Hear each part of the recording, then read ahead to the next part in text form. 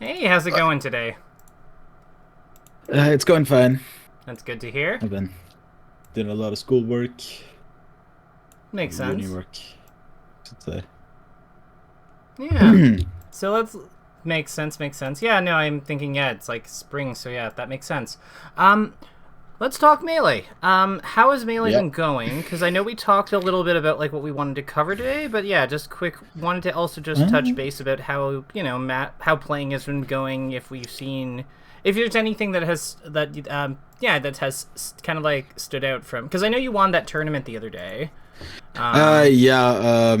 Like a little over a week ago. I didn't go mhm, to the other locals because I've been busy with school. But otherwise, yeah, I won the last tournament versus David. I was very happy about it. mhm. Um, I'd say that was mostly the risk thing. Just whenever I started going down the slope of doing risky actions, I would just see it, catch myself, and then just keep going. Or generally, actually, after doing something risky, I would not do much of anything, and Yeah. he would all of a sudden start swinging and trying to preempt something, and Ooh, I so you got end up him for baiting that. him. Yeah, yeah, definitely. Hmm. That's interesting.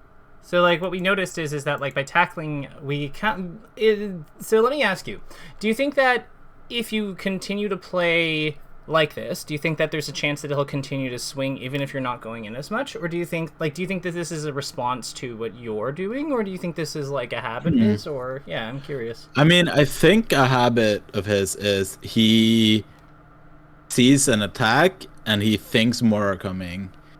But Hmm. I think, I mean, he is a smart enough player. I think, like after enough sets, he will start to adapt to it.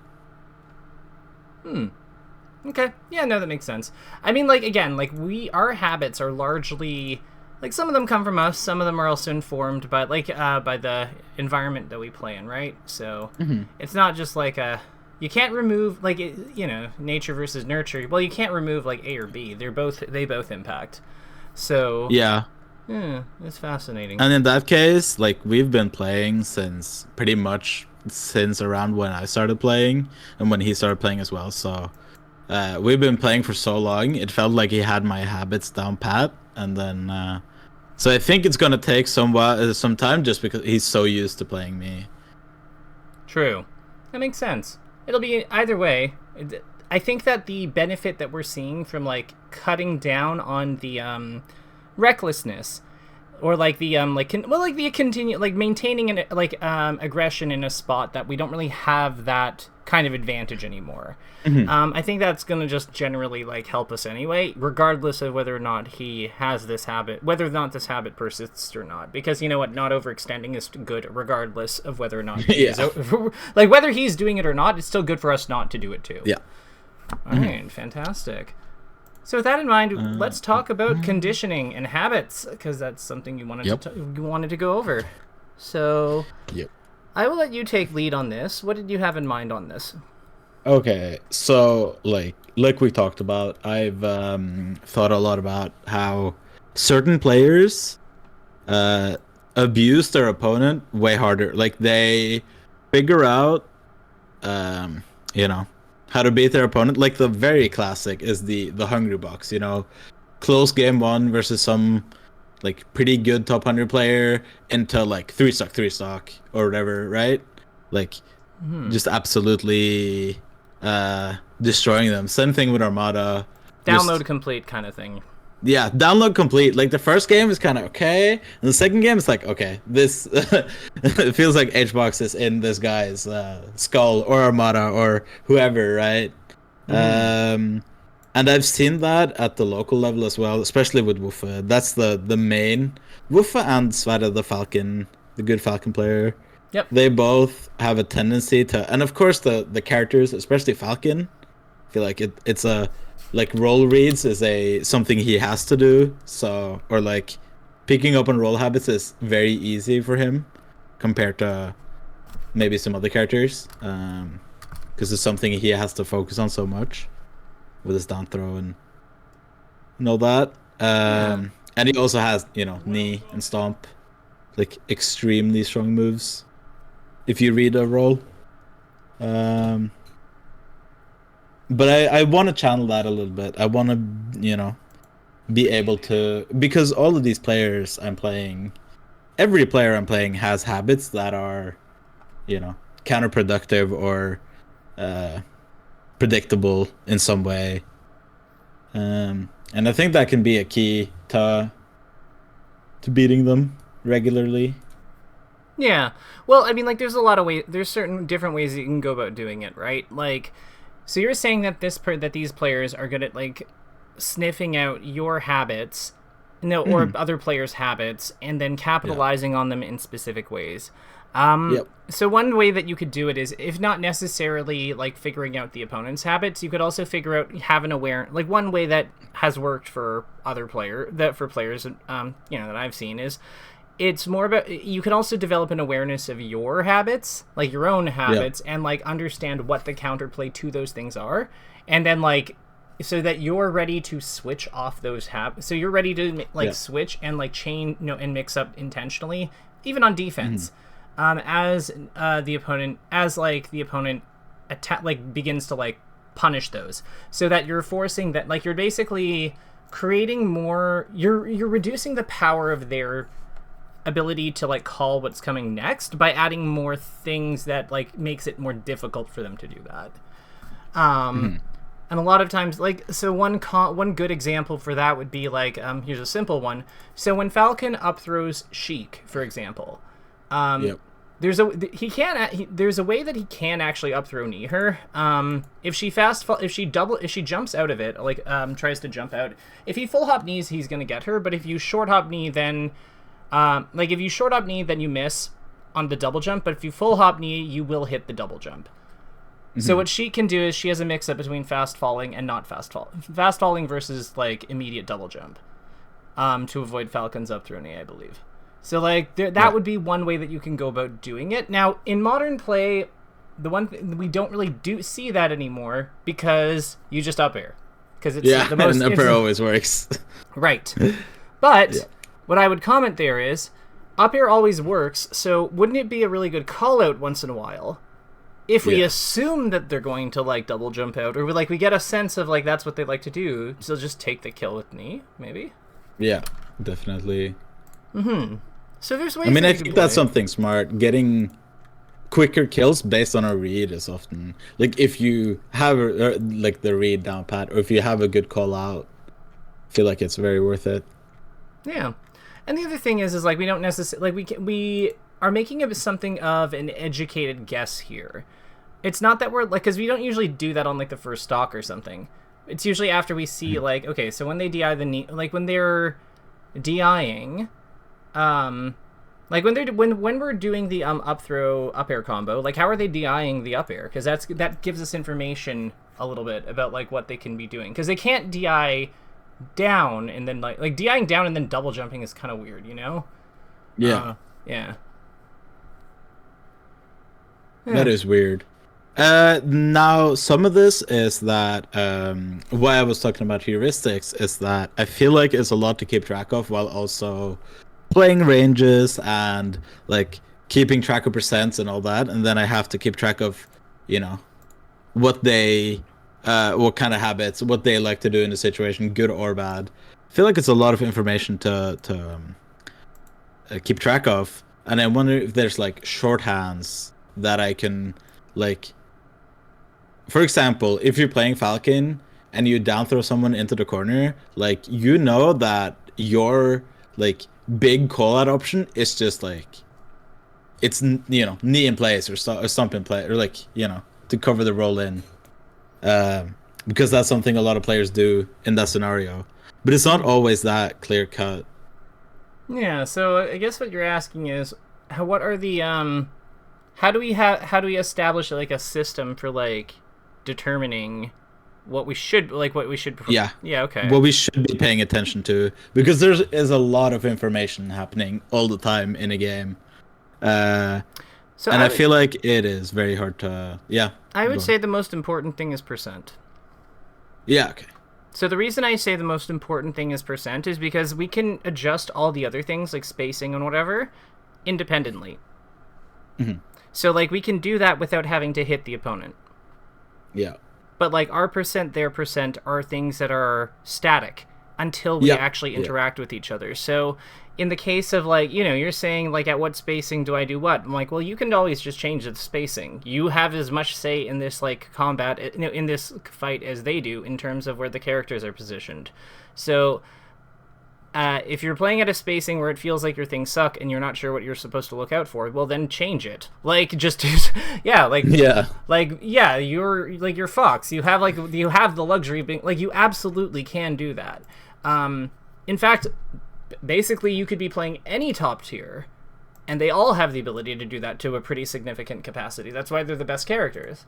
So I would say that like I think that we're sort of worrying about the wrong things, because anything that we can address or influence independently without really committing, to me, isn't isn't worth worrying about. No, okay. But like that's why percent and damage is like really important to me, because those are things that we have to actually play with our, like we have to land a hit successfully or like find time to like we have to actually do something that requires our opponent to like cooperate with it somewhat, or us to outplay the opponent somewhat, or something like that, in order for us to change that, which makes it different. Right. So game state is percent more so than position, or, you know, I would say so. Spacing or range. Okay. Well, think of it this way. Whether we're really far away from each other, really close to each other, or at a middle distance, if we're in Peach Fox and the Peach is at 83, has that changed what moves she can't get hit by are? No. Right. It's just the fact that she probably won't get hit by an air if she's really far away. Yeah, but, like, you know, it's still bad to get hit by. Yeah, like weak and air up smash still kills her, raw up smash still kills her, jab up smash still kills her. Really so in this situation, what I'd say is the alignment of the character has changed how we look for those things, but it hasn't changed what we're looking for. Right, so it's still Nair, you just got a Nair different, so to speak. Yeah. Not always Nair, but yeah, I get what you mean. So we have because I've definitely been sort of playing with that, the set list of moves for percent, but thinking about it like that, like you have your set list, but you just gotta kind of move it, you know, use them different if you're far away, if you're close up. Yeah. Interesting. Yeah, so, well, this is a game, in my opinion, where what you do is less important than how you do it. Yeah. So, like, if you think about, like, Fox's back air edge guard, right? Which is, like, you know, one of the most powerful edge guard... Like, ledge hop back air edge guard is from Fox and Falco and Sheik is, like, one of the most powerful edge guarding tools in the game. It's just... It's so good. It's huge. It hits everywhere. It does 14 or 15. Hits on 4. Like, the high duration... Bee's knees. So good. But if we're being honest, like, we could probably make that work with a bunch of their other moves in that position, couldn't we? Like, we could also nair, we could fair in a lot of spots, like reverse hit fair. We could easily, like, up air for certain, like, pop-ups into, like, a send-off or something. Like, there's a lot of ways. I'm not saying that these are going to be more effective than back air. They aren't, generally. But, like, the point is that you could, through good technique and good timing, make very similar things to that back air. Like, you could make things that are similar structurally to that back air, even if the hit window is totally different. Just because, again, it's more about the way that you position the move and how you use it to cover space. That's really like the skill of it, in my opinion. Picking the actual move selection is just like it is only accounting for like a little bit of the success, of what goes into a successful play.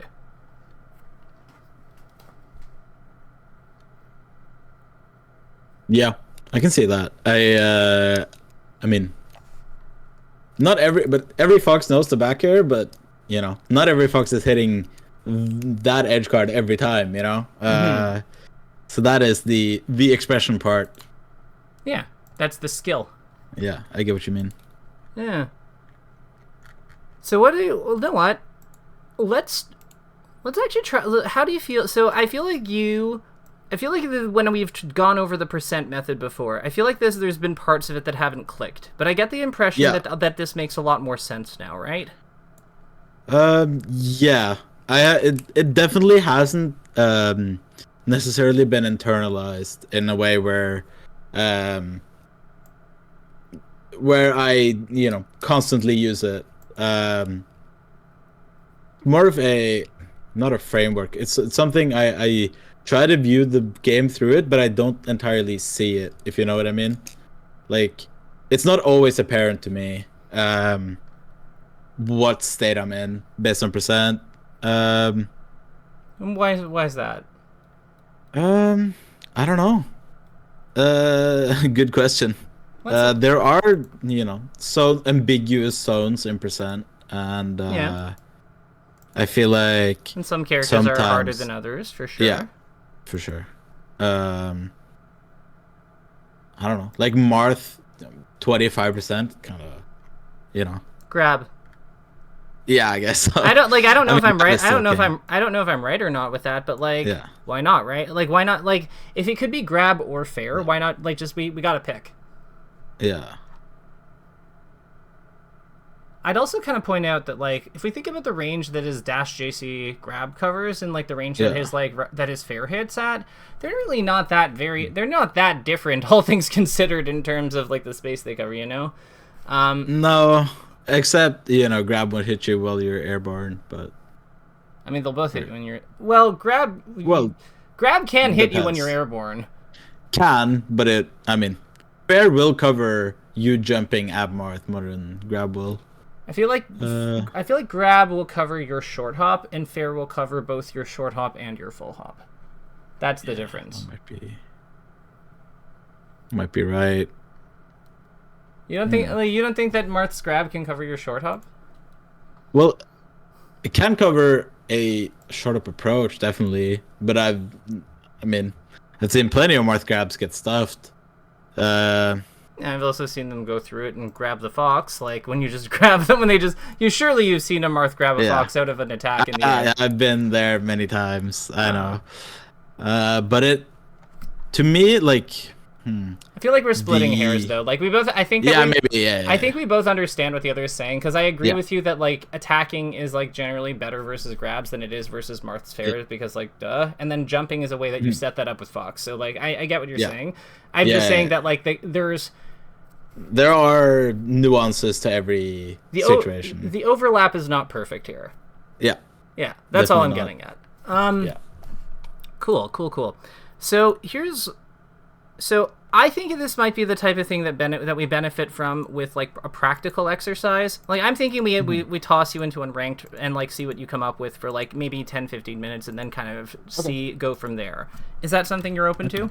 Yeah, that's fair. I was thinking about the full hop look at percent thing being something to think about. Oh, so you're thinking like to do the observation during full hop? Yeah. During full hop. Just do it at the end. Just do it at the end of the combo. You're in stun anyway. Yeah. I'm searching. Tell me if you can see or not. I don't see anything yet. Well, I see you here, but yeah, I don't see you in the game yet. I'm not in game yet, so. But yeah, it's like when the stock opens and when our percent changes because we get hit. So at the end of the hit, or at the end of stun, or at the end of the combo, either or. We're fighting a Falco. We got this. So 5%. What does he want? Still dare and shine. Cool. He went for back air there. And he went for up air, back air. Now, granted, we were in the corner, so like that could be a factor here. But like, it's just we make a note of it and we move on. Like we just make a note of what he did and what move he hit, and then we move on. So at this point, 92. What does he want? Now he probably wants shine, back air, up tilt. Okay. Yeah, there's back air. Hell yeah. So it's 0. We're thinking down or shine? Yep. Okay. Yeah, he was trying to back air me. Or not backer me, he was trying to downer me. Oh yeah, so you rushed him with I Nair. Makes sense. preemptively nared it. Still wants downer. Or shine. Mm-hmm. So around this now he started switching to backers. Yep. Miso soup. Downer and shine again. Yep. It's consistent, isn't it? Yeah, it is definitely.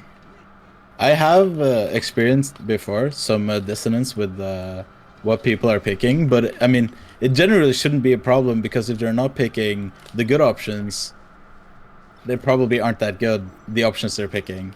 No, that's not necessarily. What if somebody like I've seen Fox's short hop up air when people usually it's drill and shine that people worry about with Fox.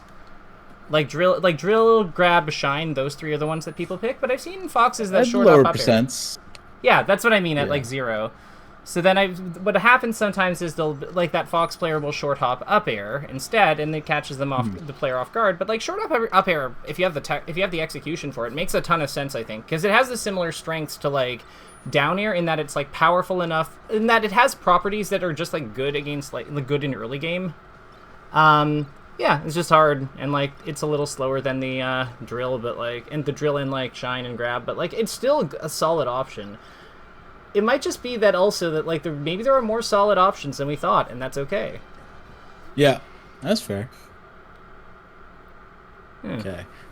Beware down air. Okay. Yeah, just don't overthink it. Remember, the whole point is like we just observe, move on. We're not trying to like summarize or like adjust or like we're not trying to like categorize this player. We're just like learning him.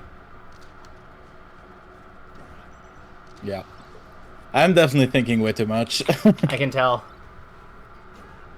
It's okay. I figured this would happen. Like, there's a good chance that this would happen. So, yeah, like, this is not... We're not worried about, like, the wins or loss, and like, whether we win or lose here. We're worried... What we're trying to do is get, like, show ourselves that, like... We're trying to, like, prove a point about, like... Or, like, learn about, like, how players deal with, with goals and motivations.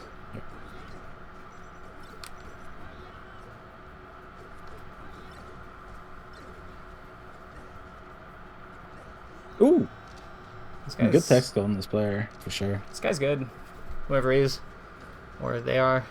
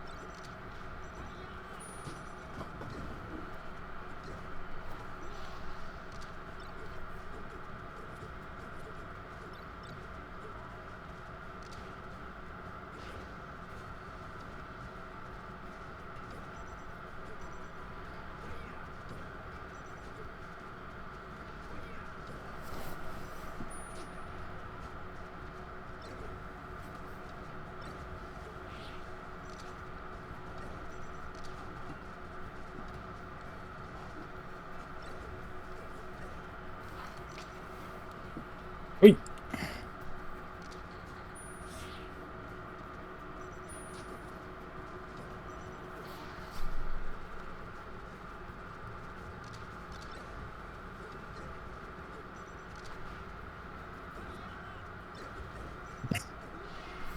Troll. This guy's cheeky. Yeah, that was cheeky. Mm-hmm. It's okay. Yeah.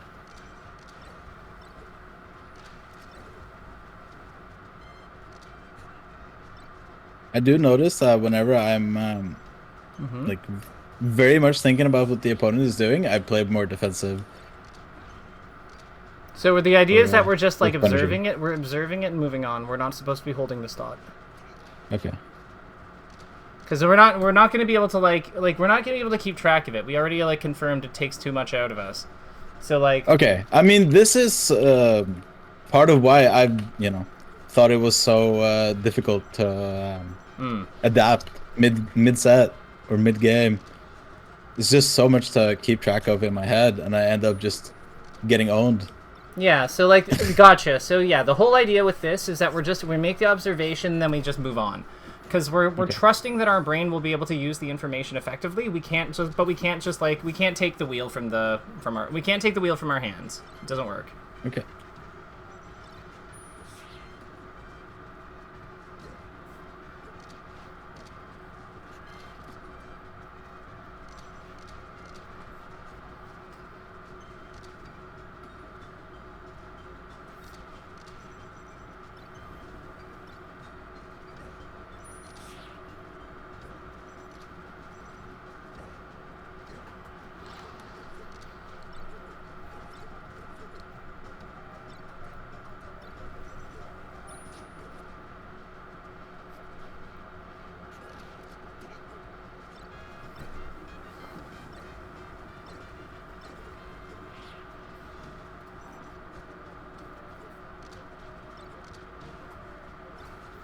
Nice.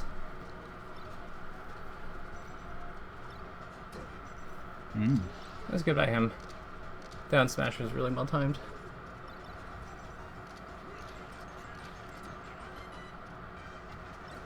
I see what you wanted there. Yeah.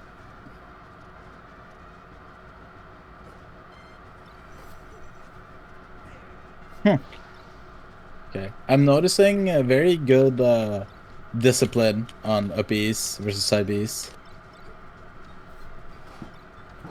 Yeah, so what makes it good? What makes it good? Is it just that he's mixing up well, or is it like... Well, not doing side B when Falco would typically obviously side B, where I'm just expecting it every time. Gotcha. And then I get kind of caught off guard by up B.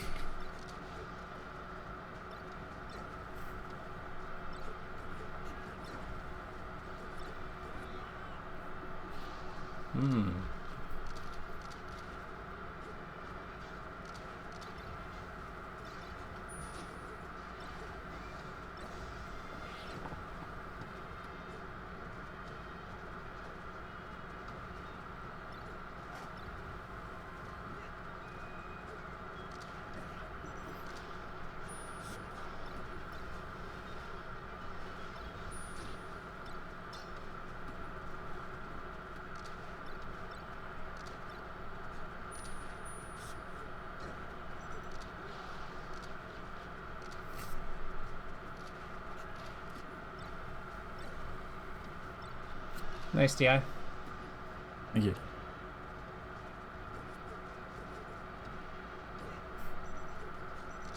His ledge play has been pretty good. I'd be careful about full hopping nearby it.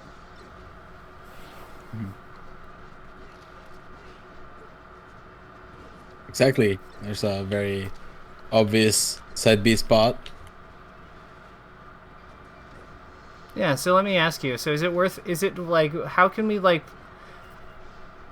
Maybe abuse that? Well, yeah, like so we're saying that like it's not clear what he's doing. Maybe like up B is like slower though. Maybe we can take a greedier setup some of the time. Like maybe not. We could definitely like. Yeah. Oh yeah. I could have just like jump shot that or something. Yeah. Okay. Now this is too much up B. I think. I'm starting to see some stuff happening. So we're. And like, granted, we're not getting the adaptations in right away, but you have adjusted. Like we're not used to doing this kind of thing, so like it's not clean yet. It's not clean enough to beat this guy yet. But like you see what I mean about like we are actually like playing with his decisions now. Yeah.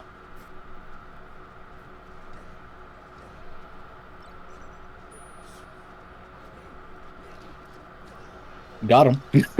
Nice. Yeah. That's cool though, isn't it?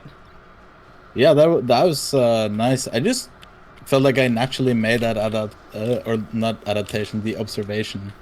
Oh, that sucks. Yeah, the back air there. That's okay. Yeah. We'll fight him one more time. Yeah, I couldn't tell if it was kill or not. This will be our last But one I'm with in this practice. person, and then we'll talk about these. Yeah.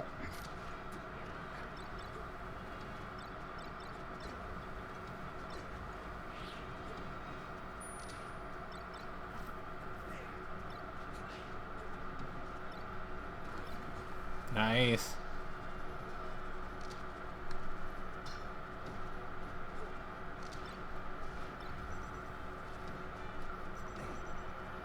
Ooh, that's good by them.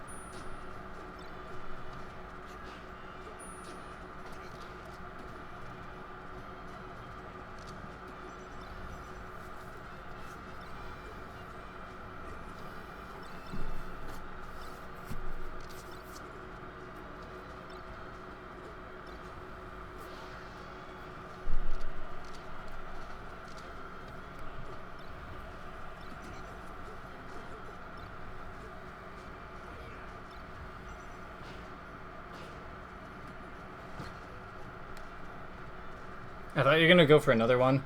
Like another up here onto the platform. Yeah, I could have. I would have done it. I would have something like, maybe I can get 5. I want to get like 5 of these. Yeah. And then kill him off the top. This stupid fat Really uppy still. Very good at mixing it up.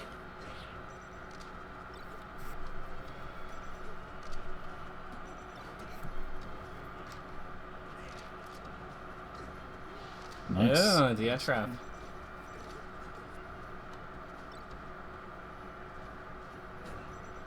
Nice. Bet you didn't see that coming. Mr. Mixy, Mr. Mix-Up, Mr. Soup.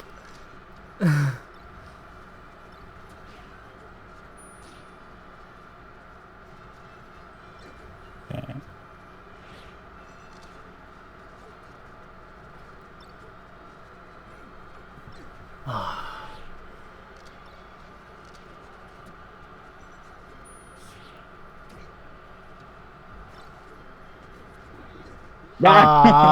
Good effort. Yeah. All right, so talk to me about those. What do you think? I thought it was fine. It's still hard to observe there. I feel like. So what do you, why is that? Like what gets in the way? Like what are the things? What that gets in the way is trying to play the game, I guess, or like being frustrated at not being able to think and play at the same time. I think it's the main thing. And whenever I'm trying to, like, in a normal setting, not like now where it's not forced, but you know what I mean. But No, in I a don't. normal setting, I just get inundated with, I'm thinking, I see so much information, trying to process it, and meanwhile I'm getting F smashed or dared in when I wasn't ready or whatever. So remember, we're only evaluating the percent at the very end of the combo. So like if we're getting F smashed or dared or something or like punished, we should not be doing this. We should not be making these observations because we have other things on our we have other things we have to be doing. Mm-hmm. Let me ask you. So you're saying that it's hard for you to like think and do all this stuff, but like I'm curious to know when you see 2 characters on the screen. If I just ask you, like, if I pull up a random match and I ask you, like, what do they want at these percents? Like, do you have a gut reaction? Does something immediately flash to your mind? I have a general answer for sure. Okay, so why don't we go with that one? Good question. Yeah, because are you like question like when that reaction happens, like when you have that gut response that says like nair or whatever, what happens next? I start thinking about, okay, how am I gonna beat nair? But you know how to beat nair. Yeah, I mean, yeah, but I start doubting myself, I guess. Why? I mean, like, I know that's not a very helpful question, but like for realsies, like, what is it that like do you actually not know how to beat nair? Because I'm pretty sure you do. Like, I have seen you beat many a nair. Yeah, well, I don't know. I guess once I lock onto an option, I'm like, okay, so Martha's probably gonna want grab, and then I get, down tilted twice or run up F smash or something. I start doubting myself. and I start like, hold up. So Marth down tilts twice, and we're like unhappy that he's like down tilted twice because we were wrong. We should be thrilled.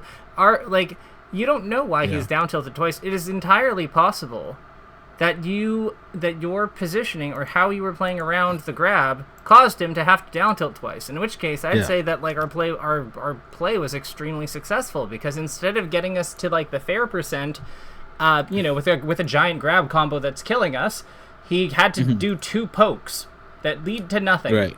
This is wonderful. We're so happy. Like this is we're thrilled.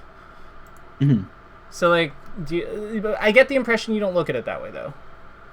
That's not how it feels to me. When I get hit, it feels bad, so to speak, right? Why? Everyone gets hit. I mean, yeah, it just feels like a loss.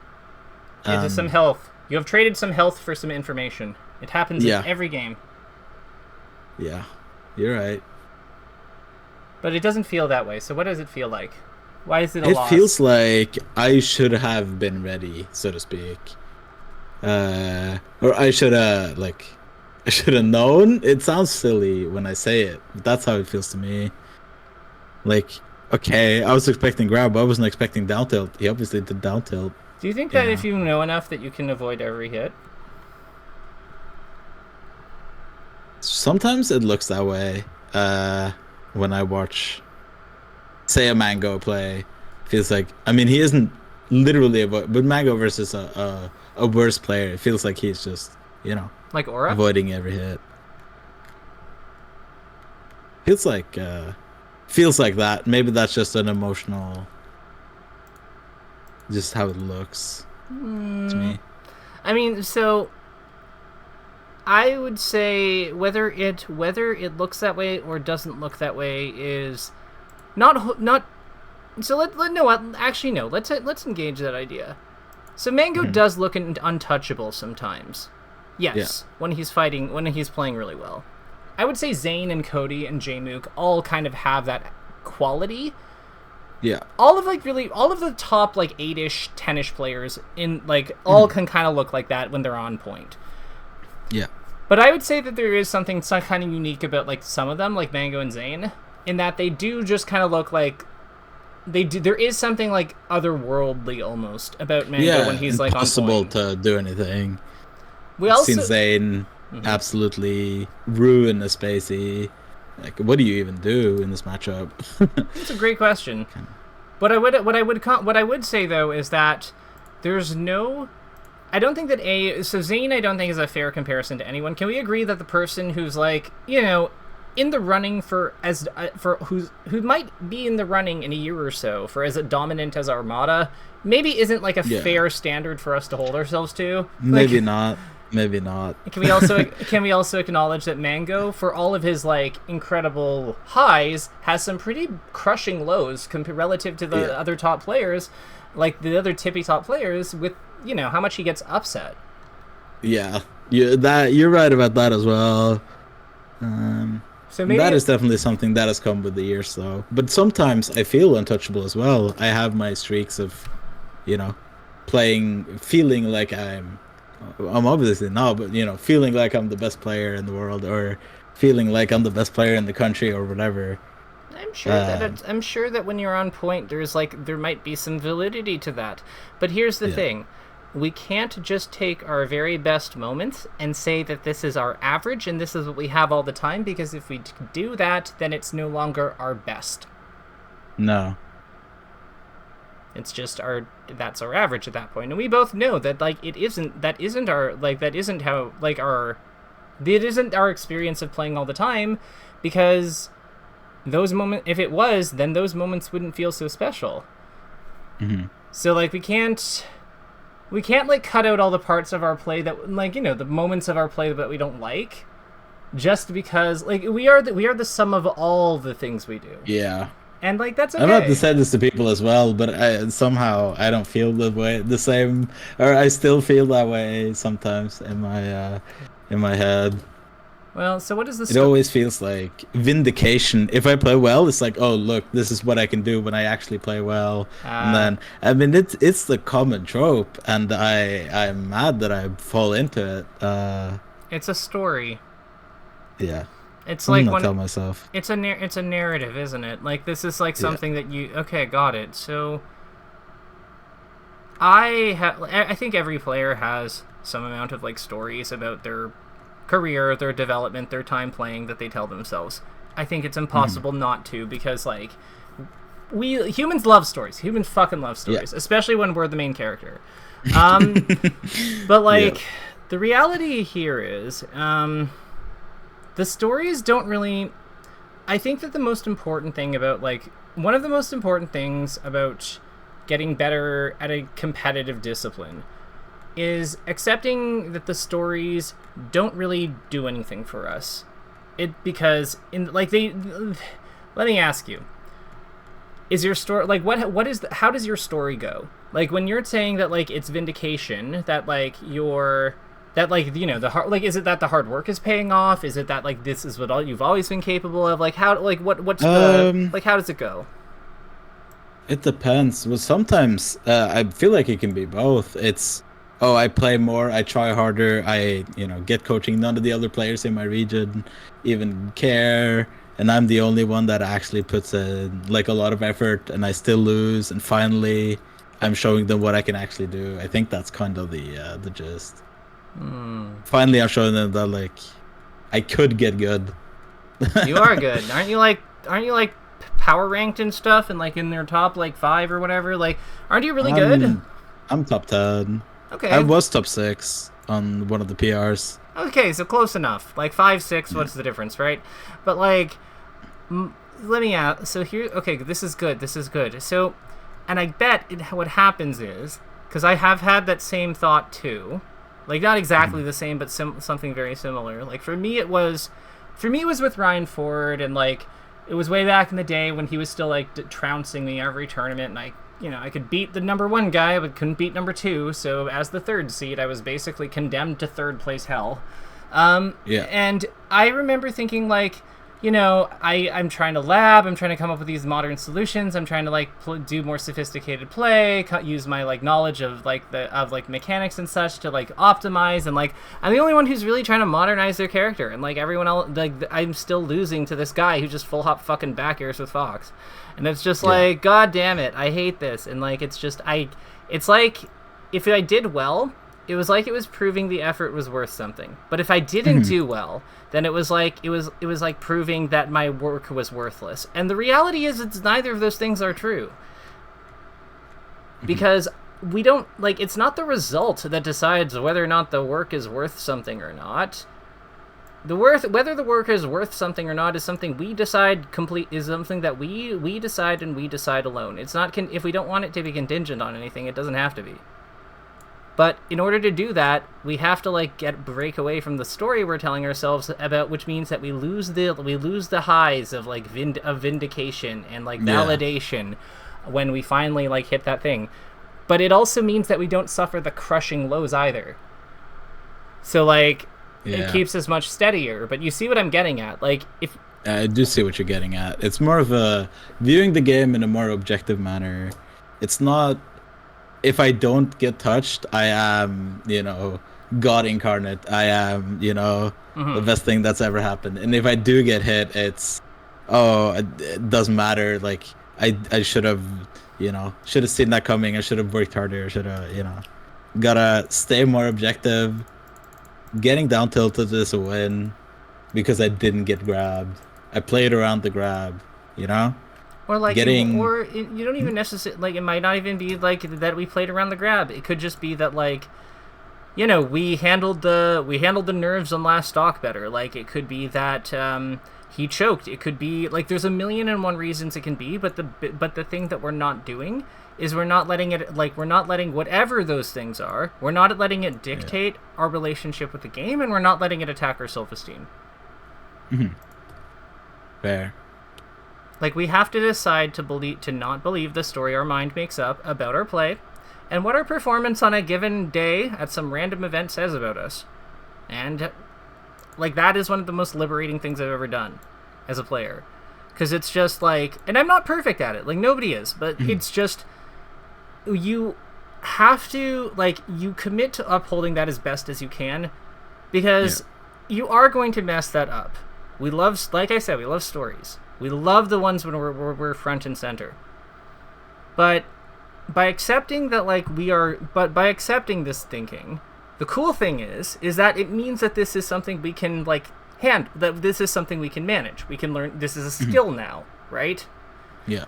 So that means that we can, we can apply method to managing disappointments, overcoming setbacks, grounding ourselves, etc. when those things come, like when we start to get sucked back into our narrative. Because, it will happen. So it's more about how we manage it at that point, as opposed to, like, I just have to avoid this problem that I have not been able to avoid. I'm just gonna win, and then I don't have to think about what happens when I lose. Yeah.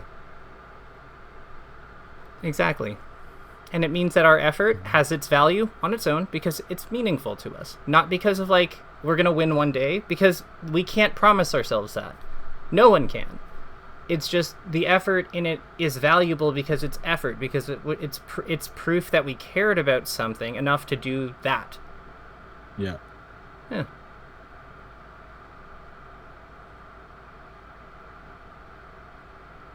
Wow.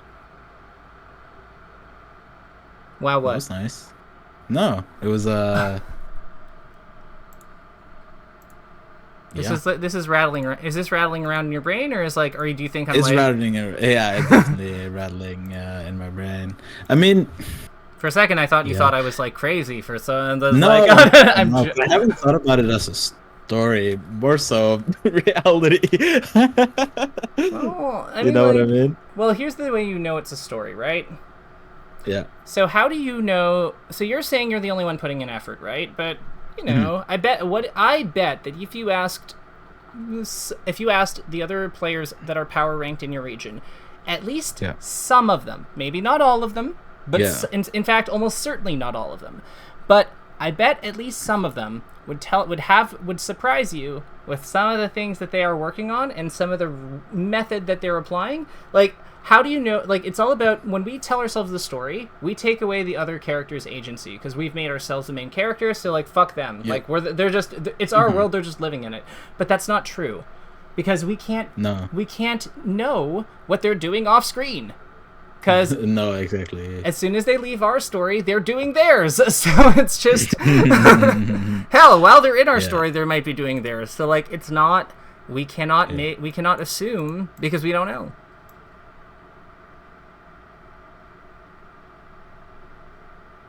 Exactly. Yeah. Interesting. What's interesting? No, it's just I'm thinking. I'm just relating this to my own experiences. Wonderful. That was the point. So I'll let you do that. Trying to make it happen, so to speak. Make the dots connect. Yeah, I mean, definitely. I have had this. I mean, it is not all unfounded. There are a lot of people that just show up to the locals, or they, barely play outside of the locals. Of course, that doesn't mean they aren't doing anything. But especially when they have to tell me about it after they beat me, it can become something that ends up being a story. You know what I mean? You know what? Yeah, I do. And you know what? That's kind of a dick move of them, personally. But it's a bit of a dick move. Yeah, but, like, you know what? I just don't... I feel like if somebody is, like, consistently showing up and doing dick moves to me, I just usually don't really care that much about that person's opinion. Like, I have beef with, like, one of our tournament organizers in Toronto, Mike scene, and, like, he just said some really, like, messed up stuff, and, like, at this point, I'm just like, okay, whatever, dude. Like, move on with your life. Like, I'm good. I just don't even pay attention to it. Like, I don't really pay attention to him anymore. Just because it's, like, it's such a waste of my energy, Yeah, I get it. I know it's easier said than done. But it is, but, like, you know what, they've already, like, taken if they've already taken this much time and effort and energy from us that we could have used for, like, much more fulfilling things, why are we really gonna give them any more? I don't think it's necessarily, on purpose. I think it's just, I don't know. True. Something they feel like clarifying or something like that. I don't think, it could just be ignorance. It doesn't have to be, a malicious act. No, that's true. Again, like cultures vary. Like we're in different Definitely. continents for God's sakes, and then on top of that, like the social dynamics of your community will be different than mine because of this, Yeah. that, and the other thing. But so use your best judgment. But like if you know that it's Well- not coming from like a place of spite or you're confident, then why are we letting it bother us so much then? Because that's you can't have it both ways. It can't be like No, but Yeah. it gets my ego involved is what it's doing. It gets my ego. I mean, that's the real culprit, so to speak. Well, yeah, because the ego is very attached to its story about how you're gonna like one Yeah. day like rise above it all and like crush everyone, and Yeah, and if I can't do that when working, like playing more, then when is it ever gonna happen? you know what, the reality is that I think you have a lot more to show us in this game, but yeah, the reality is it might not happen. But you know what? That's not. Let me ask you, with all the things you've learned about yourself and what you're capable of, and how much and how you know yourself better, even if you never reached, say, I don't know, like the literal best player in the world, even if you were not the second coming of Armada, Yeah. would your time in the game be a waste? No, I don't think so. I don't think so either. I don't Because think so. because there is value in the fighting. There is value in the effort. There is value in the I struggle. mean, the journey is the. I wouldn't, press the button to become the best player in the world. I do it at this point just for the The memes. metaphorical button. I I do mean, it, I do yeah. it for the memes, but like, Especially I if know you what play you a mean. Nest, that would be very funny. No, I'd play Falco. I would be kind to the community, although they don't deserve it, but like I would. Nest Puff Grants. No, yeah. But No, I wouldn't because no, I feel like that would, what's the point if if the journey is non-existent, or I mean, I've been playing for a while, but still, you know what I mean. The journey is important, and I gotta, center myself around the around that. This is the journey, what I'm doing, and these tournament results don't matter that much. It's not end all be all. So that's the other extreme. Let's not like if you care about it, let's not like we don't have the wonderful. No, I mean, it's not like it doesn't matter at all. It's just not. It's not the end all be all, right? It's not end all be all. It's not. It doesn't define me as a person, like the stories Right. say. Absolutely. And I'm glad you pushed back on that because that's the key. It is about us basically deciding how we're going to show up in the world and just how you're like this is all about your relationship with the game really at the end of the day. Yeah. It's definitely not always been great. You know what? I bet let's try something. Okay. Let's take a deep breath. So let's hop back into unranked. And with what we've just Okay. like gone over together, let's try the percents method one more time. Like Okay. just for like 10 minutes. Okay. Yeah. I think we're still connected, so once you're ready, just hop in and tell me when you've connected with someone. So, yeah. Connected. Hell yeah. We're fighting a Marth? Alright, let's do it.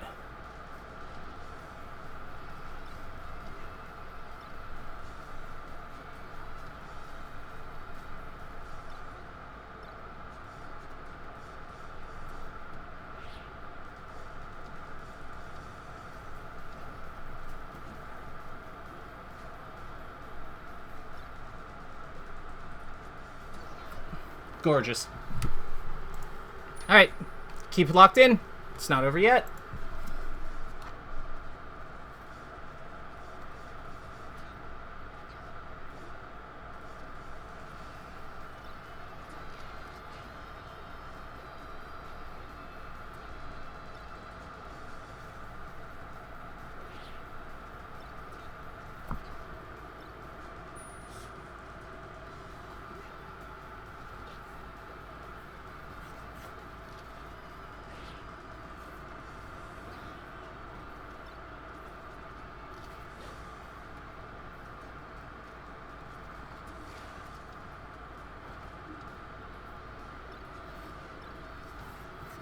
Oh my god, yes. That was fire.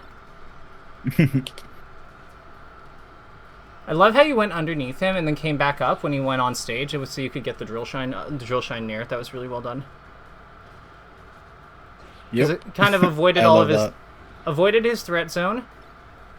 And then you got like a better punish than if you just taken the aerial, unless you exactly hit him back off with back air. So like you're... In which case you had like... It was as good as the back air. Because they both kill him. Great DI. Ah, there we go. Check the not... No. Message your notcher. Easy clap. That was smooth.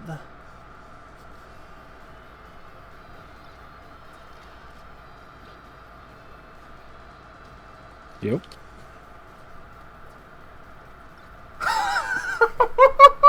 The walk! Yeah. That was amazing. That was such a good walk. I love a good walk.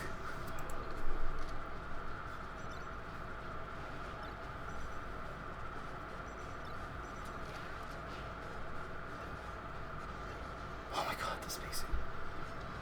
Let's fucking go. Oop. It's okay. These things happen. We're back in neutral. We're back in Nucci. Okay.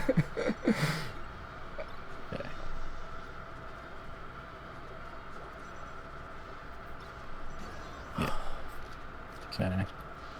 Marth does really want grab at every percent except like 120. I find his like grab and fair, yeah. Versus Fox, like it's usually those two. Yeah. Like if they're like top 100 level, then it's like grab and fair. If they're just like kind of a Marth, then it's just grab. Yeah.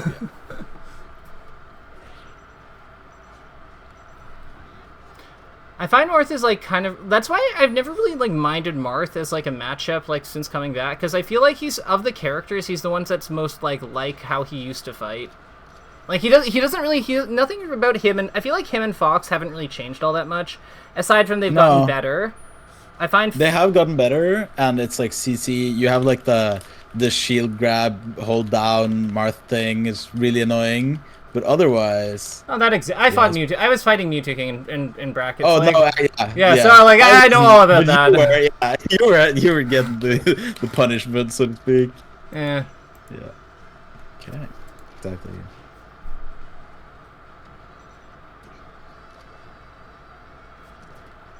You know, weirdly enough, I've never actually done Marth Sheik versus Mewtwo King. It's like it's always been Sheik Ditto, and then the other character I played against, the one character I played against with Marth was like Fox. Just in like just at like a small tournament that we were just goofing off. Like we were just goofing off because it was just a like warm up for like Apex. So we just kind of like went a bunch of characters and practiced matchups and finals. So like. And yeah, so then I went Fox, and I wound up actually taking a game from his Marth with it. But then he like he bodied me the other game, but like yeah. Yeah, I feel like he would probably just go Sheik versus Sheik. Yeah, that was the plan. That's been the plan since like 2010. Yeah. What's wild is like his Marth was really good at the matchup though. Like if you actually look at like his win, like when he wins that matchup, like back in the day, like it's real. It does look very polished when it's like when he's on point. He's definitely someone who let his ideas of how things should be cloud his judgment. That's how it feels to me with this character counterpicking stuff. Like, almost like there was a story. Almost like there was a story or a narrative there. Yeah. And he just kind of like let that. You know, he kind of trusted that over like reality. Yeah, I always kind of, thought sometimes his counterpicks were very strange. That just means that you're a human. Yeah, I guess so. Clean movement. Let's fight somebody else. Thank you. Yeah, I'll just finish up here. This guy plays really weird. I don't know. What's weird about it? He just doesn't, just like really weird of course he's like, you know, backing off all the way to corner and stuff, but he just does really strange options, I feel like. Like what? It's not what I typically would expect from a AMF. So he's more swingy, right? Like there's more down tilts and Yeah. things like that. There's down tilts, there's like rando pivot F smashes he did like in corner. Like weird. When he was in corner, he would like pivot F smash me for some reason. Yeah. Yeah, let's go to plat here. So he's a swinger. He is a swinger. Oh, that's pretty good actually. Okay.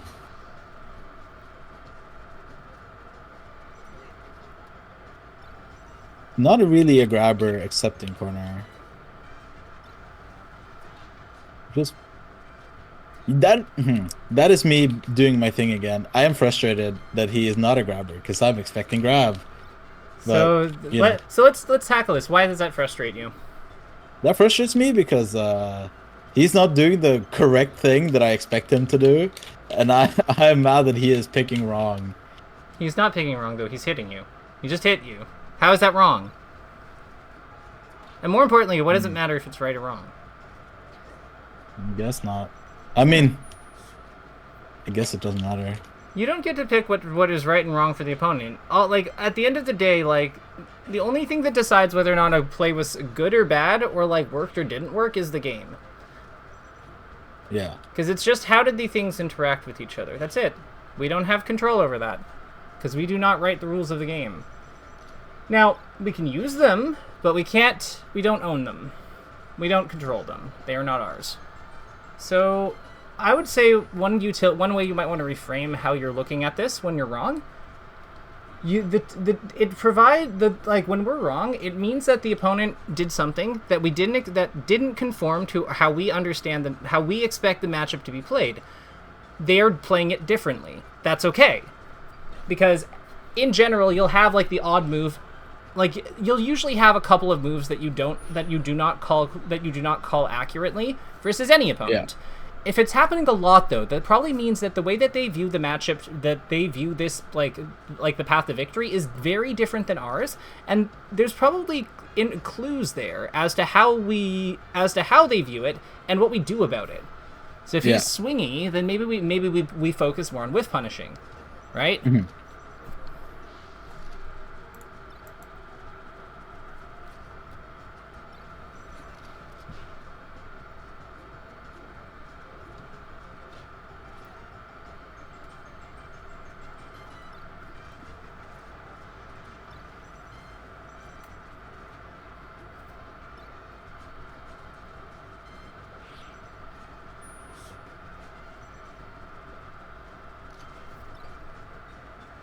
Yeah, well,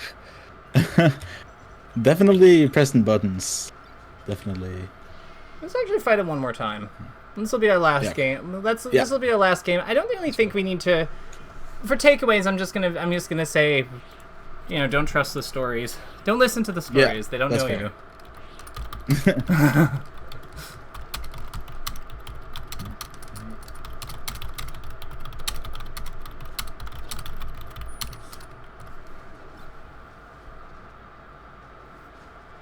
Alright. So is this guy frustrating you still? Not as much. Fine. I'm recognizing he is beating me in certain situations. Okay. So let's take a deep breath. And then just like, yeah. Just kind of do our thing.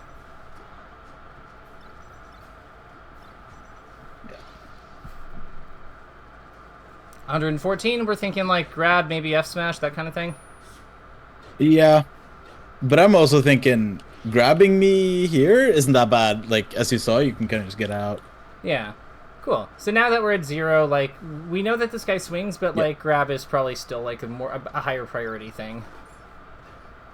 Oh my god, you just knew.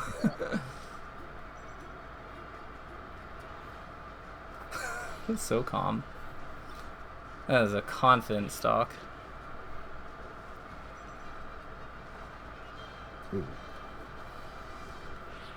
I read the grab, but I mean, that's frustrated again.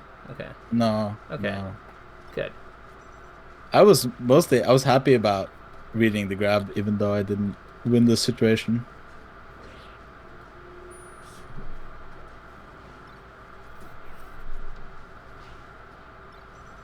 Holy shit, this scrap.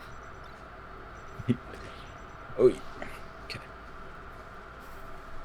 That like jab up air shine that you almost converted off is fucking wild. Yep. Now you're gonna see in 3. Wait. Never mind.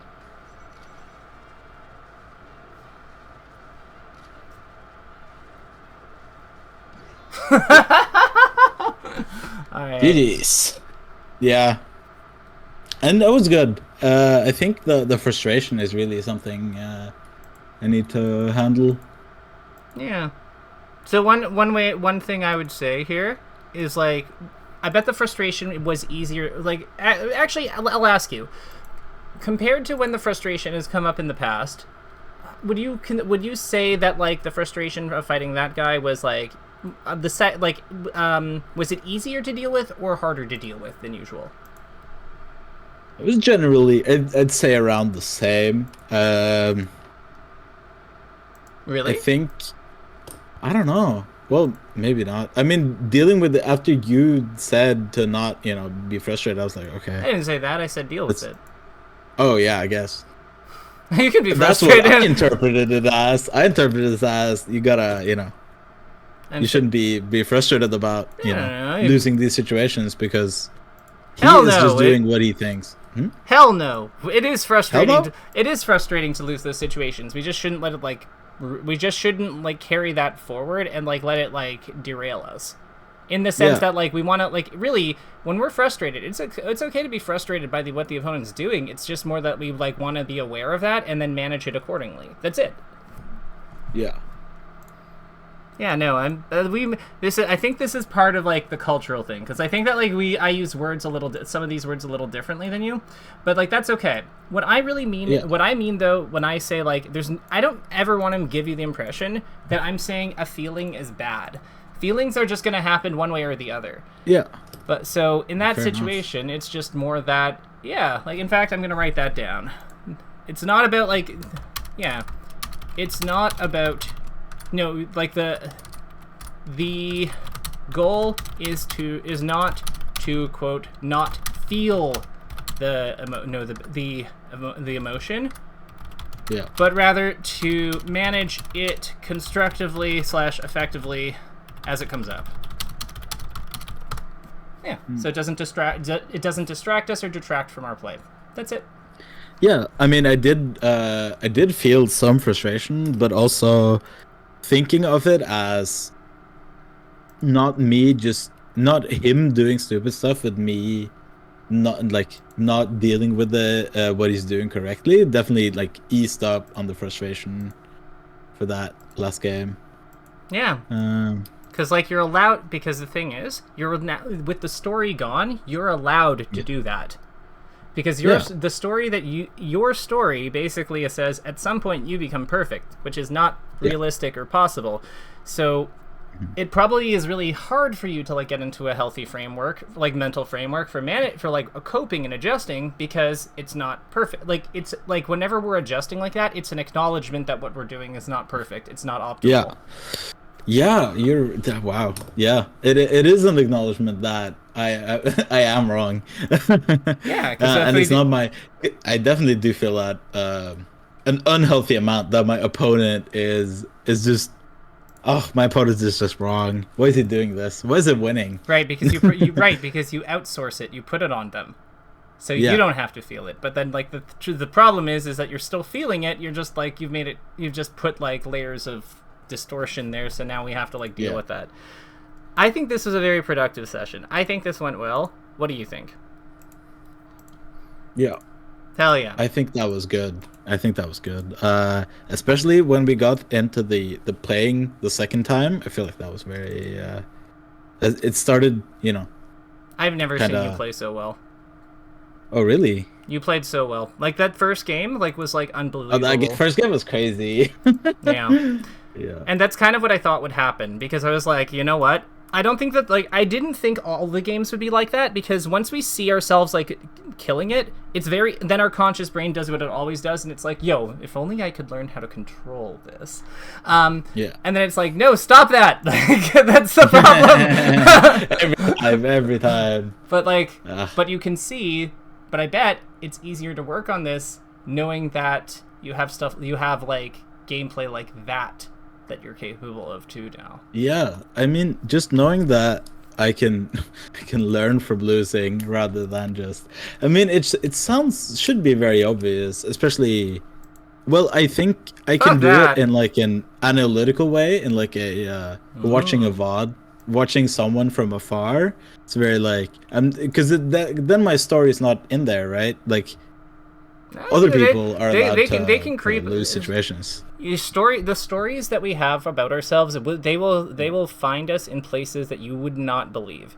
So yeah, they're very sneaky. They're very duplicitous. So I wouldn't say that they're not there, but like I would say that they are. There is a degree of separation because it is someone else. But like they're crafty. That's all I'm. Yeah. Okay. Fair enough. But how I felt is that when I am playing in a match, it's way harder for me to actually, like that, like deal with the fact that what I'm doing isn't working as well as I want it to. Nice. I'm so impressed with you today. I'm gonna let you go because I'm gonna get ready for my next person. But like, keep up the phenomenal work. And yeah, I look forward to hearing more about what you learn about just in general, like from this. But take care for now, okay? Thank you. See ya. Bye.